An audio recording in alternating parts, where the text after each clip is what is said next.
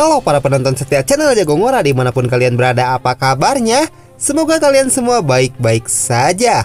Karena pada episode kali ini kita akan melanjutkan kembali alur cerita manhwa The Great Saga Ye-Yun episode ke-6, dimana pada episode sebelumnya Ye-Yun dan ayahnya Ye Wusuang datang untuk mengacak-ngacak rapat dewan yang diselenggarakan oleh Ye Changhe, sehingga Ye-Yun pun langsung bertarung 1 lawan 1 melawan Ye Changhe yang berniat mengkudeta Ye Wusuang. Sampai pada akhirnya Ye-Yun berhasil menghabisi Ye Changhe menggunakan pedang spiritual execution tingkat 3. Setelah itu, pria yang belum diketahui identitasnya langsung menyerang Ye-Yun akibat telah tewasnya Ye Changhe yang sepertinya sedang menjalin kesepakatan rahasia dengan mereka. Siapakah identitas pria misterius itu?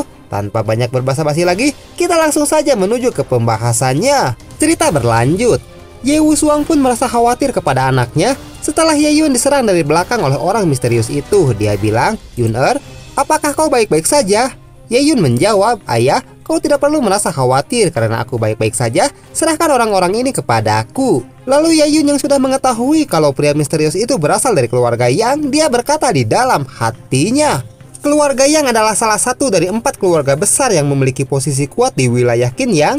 Mereka sekarang pasti merasa sangat marah karena orang yang dijadikan rekan oleh mereka telah aku habisi. Begitu juga dengan Ye-Kun yang telah aku buat menjadi cacat seumur hidup. Ye-Yun pun membayangkan saat Ye Changhe menjalin kerjasama dengan pihak mereka dan kembali berkata di dalam hatinya, dahulu kala Ye-Kun ingin menikah dengan gadis dari keluarga Yang, sehingga pihak keluarga Yang pun memberikan persyaratan agar keluarga Ye kami mau bergabung dengan mereka. Tapi tidak hanya itu saja, karena pihak keluarga Yang terlalu serakah, mereka meminta semua anggota Ye melepaskan nama keluarga dan menjadi bagian dari mereka sebagai cabang keluarga Yang. Setelah mempertimbangkan semua kemungkinan yang akan terjadi, Ye-Yun malah memprovokasi perwakilan keluarga Yang dan sambil berjalan dengan pedang di tangannya, Ye-Yun berkata, "Oh, tua bangka itu tidak hanya memiliki sifat yang sangat sombong, mungkinkah dia juga mencoba untuk menjilat keluarga Yang kalian? Meskipun keluarga kami bukanlah keluarga besar seperti kalian, tapi kami tidak akan melakukan hal yang akan membuat para leluhur keluarga Ye menjadi malu di alam sana." Tentu saja, orang yang kita sebut saja dia sebagai si Tragos Hideng menjadi sangat marah saat mendengarnya. Dan sambil mengeluarkan energi spiritual yang meluap-luap dari tubuhnya, dia berkata, "Kau adalah bocah bajingan yang sangat sombong. Jika kau mau menghabisi dirimu sendiri sebagai permintaan maaf, maka aku akan menjamin kalau ayahmu Ye Wusuang akan mati dengan damai." Lalu rekan si Tragos Hideng pun langsung maju ke depan. Kita sebut saja dia Cheng Ho. Dia langsung memasang kuda-kuda untuk ikut dalam pertarungan. Dia bilang, "Kau jangan terlalu banyak mengucapkan omong kosong kepada bocah bajingan itu. Biarkan aku saja yang menangani bocah sombong ini. Lalu aku juga akan memenggal kepala ayahnya. Baru setelah itu, kita akan kembali untuk melaporkan situasi ini kepada kepala keluarga Yang." Cheng Ho pun langsung mengeluarkan pedang spiritual miliknya yang mengeluarkan energi spiritual berwarna hijau. Dia bilang, "Kau pikir hanya kau saja yang memiliki pedang spiritual? Kami juga memilikinya. Sekarang persiapkanlah dirimu untuk mati, karena apapun yang akan kau katakan, kami sudah tidak sudi untuk mengampuni nyawa bocah bajingan sepertimu." Lalu Cheng Ho langsung menerjang ke arah Ye-Yun sambil mengayunkan pedang spiritual miliknya dan kembali berkata, "Bocah bajingan, sekarang sudah waktunya kau untuk mati." Sementara Ye-Yun, dia hanya diam saja di tempatnya berada tanpa memasang kuda-kuda apapun, meskipun dia melihat Cheng Ho yang sedang menerjang ke arahnya untuk menghabisinya. Rupanya, Ye-Yun sudah bisa mengukur kekuatan Cheng Ho yang sekarang menjadi lawannya itu, sehingga Ye-Yun bisa dengan mudah menghentikan ayunan pedang milik Cheng Ho hanya menggunakan 2 jari tangannya. Terlihat tubuh Ye-Yun tidak bergerak sedikit pun dari tempatnya berada. Meskipun Cheng Ho yang sudah berada di ranah kiblat, dia menyerang Ye-Yun sekuat tenaga menggunakan pedang spiritual miliknya. Tapi hal itu tidak berarti sama sekali di hadapan Ye-Yun yang sekarang sudah menjadi lebih kuat setelah berhasil menghabisi Ye Changhe yang memiliki basis kultivasi di atasnya. Tentu saja, Cheng Ho pun menjadi sangat terkejut setelah melihat Ye-Yun bisa menahan serangan pedangnya hanya dengan menggunakan 2 jarinya saja. Dan sambil mengeluarkan keringat dingin yang bercucuran dari wajahnya, dia berkata, "Mustahil, bagaimana bisa dia menahan serangan pedangku hanya dengan menggunakan 2 jarinya saja? Dan bukan hanya itu, aku tidak bisa menggerakkan tubuhku. Apa teknik yang sedang dia gunakan saat ini?" Lalu Ye-Yun pun menatap Cheng Ho dengan tatapan mata yang dingin. Dia bilang, "Sepertinya seseorang yang sudah mencapai ranah kiblat tahap ketiga tidak sekuat yang dikatakan oleh orang-orang. Karena pada kenyataannya, kau hanya bisa melancarkan serangan lemah seperti ini meskipun kau memiliki pedang spiritual di tanganmu." Dengan cepat, Ye-Yun langsung menebas tubuh Cheng Ho dari bawah sampai ke atas, sehingga Cheng Ho pun tidak bisa menghindar ataupun menangkis serangan dari Ye-Yun karena tubuhnya saat ini tidak bisa dia gerakkan sama sekali. Tentu saja, Cheng Ho pun langsung berteriak kesakitan dengan sangat keras karena Ye Yun telah menebas tubuh Cheng Ho yang meninggalkan bekas luka cukup dalam menggunakan pedang spiritual execution tingkat 3 miliknya. Melihat kekuatan mengerikan yang dimiliki Ye Yun karena telah mengalahkan 2 orang yang berada di ranah kiblat, membuat orang-orang yang ada di sana menjadi sangat terkejut. Dan wajah si Tragos Hideng pun langsung berubah menjadi pucat. Dia bilang, mustahil, saudara Cheng Ho telah dikalahkan olehnya dengan sangat mudah. Begitu juga dengan Ye Wusuang, dia tidak percaya dengan apa yang sedang dilihatnya saat ini dan berkata, bagaimana mungkin Yun Er bisa menjadi sekuat ini dalam waktu sekejap saja? Kalau aku tidak melihatnya secara langsung, aku mungkin tidak akan mempercayainya. Lalu orang-orang yang merupakan bawahan Ye Changhe, mereka pun menjadi sangat ketakutan setelah Ye Yun melukai anggota keluarga Yang dengan cukup parah. Mereka berkata, Ye Yun, apakah kau sudah gila? Bagaimana kau bisa menghabisi Patriark Agung dan juga melukai utusan dari keluarga Yang? Karena itu sama saja kau telah memprovokasi mereka. Ye Yun pun menunda sejenak untuk menghabisi Cheng Ho karena para bawahan Ye Changhe malah berisik dan membuatnya merasa kesal. Ye Yun bilang, aku hanya membalas apa yang dia coba lakukan kepadaku. Karena jika ada seseorang yang berniat untuk menghabisiku, tentu saja aku tidak akan tinggal diam dan akan melenyapkannya. Lalu Ye Yun pun langsung memusatkan energi spiritual di tangannya dan kembali berkata, sama halnya dengan kalian, para pengikut si tua bangka pengkhianat itu, aku akan menghabisi kalian semua karena kalian sudah mencoba untuk menyerangku. Kemudian, Ye Yun mengeluarkan serangan skala area miliknya, yaitu teknik Spirit Glow Sword Art, dan langsung bermunculan begitu banyak pedang spiritual di belakangnya. Karena Ye Yun berniat untuk menghabisi sisa-sisa anak buah Ye Changhe yang telah mengkhianati keluarga Ye dengan mencoba melakukan kudeta kepada ayahnya Ye Wusuang yang merupakan kepala keluarga Ye yang sebenarnya. Tentu saja, Ye Ming dan para pengkhianat lainnya pun merasa sangat terkejut setelah mereka melihat Ye Yun yang berniat untuk menghabisi para bawahan Ye Changhe. Ye Ming bilang, bukankah itu adalah teknik Spirit Glow Sword Art? Sejak kapan anak itu bisa menguasainya? Bukankah diperlukan latihan keras selama bertahun-tahun jika seseorang ingin menguasai teknik tersebut? Lalu Ye Yun pun memberikan para pengkhianat itu 2 pilihan. Dia berkata, karena aku bukanlah orang kejam yang akan membantai anggota keluarganya sendiri, aku akan memberikan kalian 2 pilihan. Jika kalian ingin tetap hidup, kalian harus menuruti dan berjanji setia kepada ayahku, atau kalian lebih memilih mati hari ini di tanganku. Pilihannya ada di tangan kalian. Tentu saja, Ye Ming dan yang lainnya pun sangat terkejut mendengarnya, dan wajah mereka langsung berubah menjadi pucat karena sangat ketakutan setelah Ye Yun hanya memberikan 2 pilihan kepada mereka, yaitu harus menuruti dan berjanji setia kepada ayahnya atau mati di tangan Ye Yun. Karena Ye Ming dan yang lainnya belum memberikan jawaban, Ye Yun pun mengalihkan pandangannya kepada si Tragos Hideng dan kembali berkata, pilihan ini juga berlaku untuk kalian dari keluarga Yang.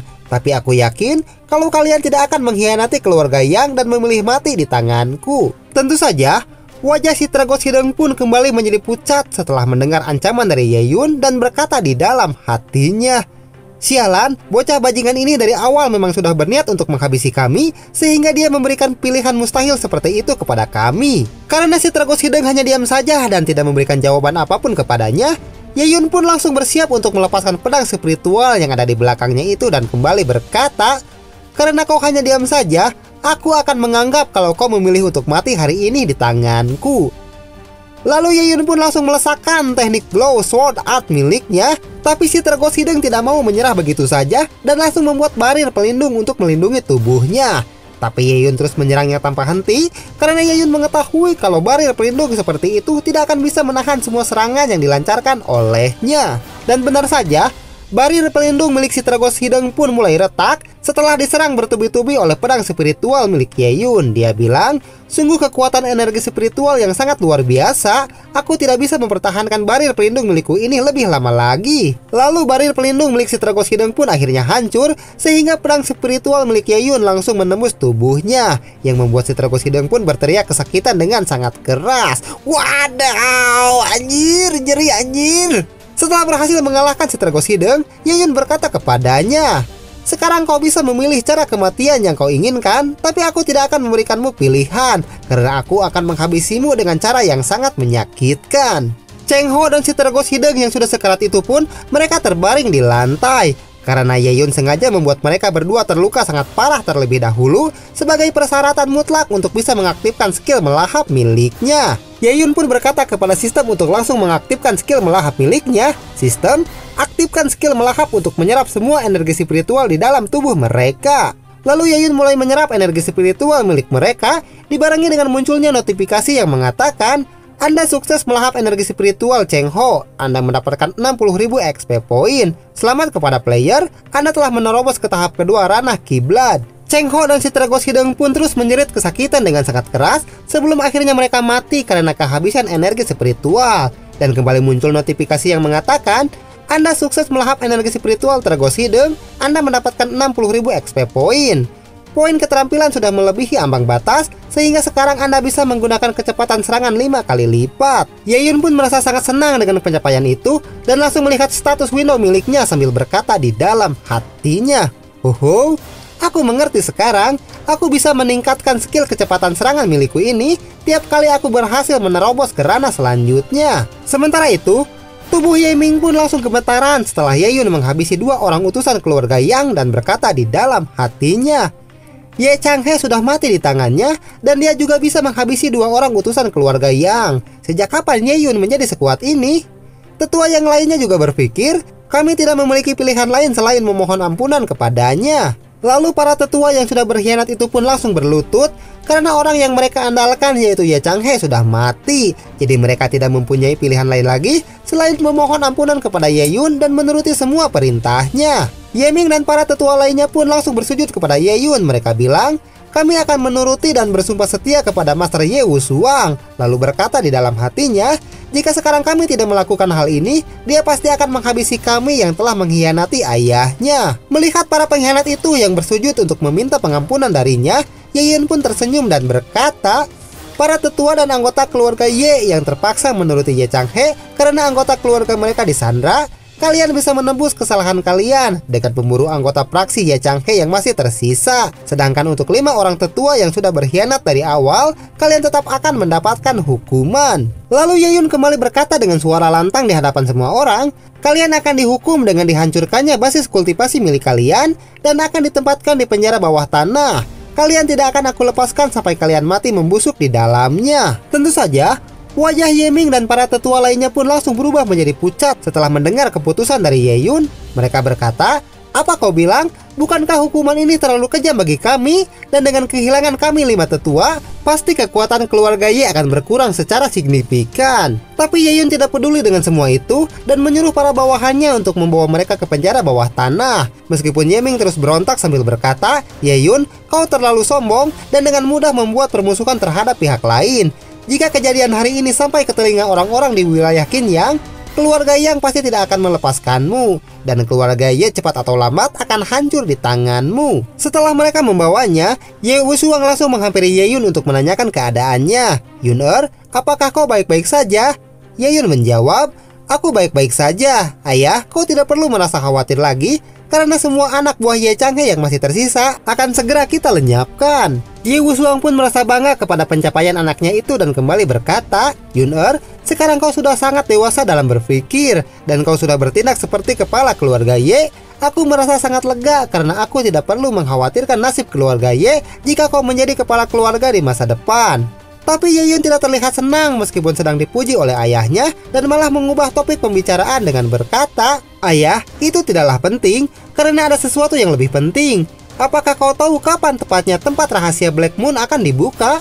Ye Wushuang pun merasa heran karena Ye Yun tiba-tiba saja berkata seperti itu kepadanya. Dia bilang, masih ada waktu 10 hari lagi sampai ketiga keluarga bergabung untuk mengungkap rahasia Black Moon. Tapi kenapa kau tiba-tiba menanyakan hal itu? Tapi Ye Yun tidak menjawab perkataan dari ayahnya dan langsung berpikir sejenak sambil berkata di dalam hatinya, tempat rahasia Black Moon terletak di bagian terdalam Black Moon dan merupakan gua rahasia yang ditinggalkan oleh seorang kultivator tingkat tinggi di masa lalu, dan tempat itu juga dijaga oleh 3 keluarga besar di wilayah Baiyun. Ye Yun pun membayangkan keadaan di tempat rahasia Black Moon dan kembali berkata di dalam hatinya, gua rahasia itu dipenuhi oleh energi spiritual yang sangat pekat dan terdapat banyak monster iblis yang sangat kuat di sana. Tapi di sana juga terdapat banyak harta karun langka yang sangat berharga dan menjadi sangat bagus untuk seorang kultivator meningkatkan basis kultivasi miliknya. Karena tingkat bahaya di dalam sana pun sangat sesuai dengan manfaat besarnya. Dan untuk mencegah dari pihak lain yang memanfaatkan keuntungan dari tempat itu, 3 keluarga besar dari kota Baiyun memasang arai pelindung sejak 100 tahun yang lalu.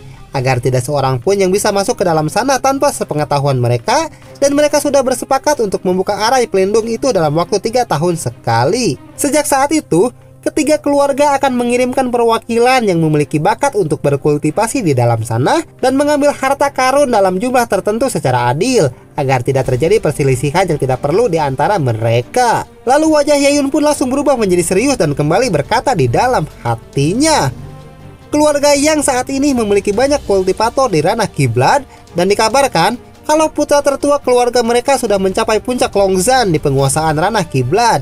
Jika aku ingin melawan mereka, aku harus meningkatkan kekuatanku secepat mungkin. Tatapan mata Yayun pun berubah menjadi sangat tajam, yang menunjukkan begitu besar tekad yang dia miliki, dan Yayun pun kembali berkata di dalam hatinya, sepertinya aku harus melakukan perjalanan ke gua rahasia Black Moon, tapi aku tidak bisa melakukannya sekarang karena ceritanya bersambung. Waktu naseep segitu hulanya pemirsa, engke tepang deh di sanes kesempatan yang dewek di pusat. Maju dan berjaya terus The Bang Bus.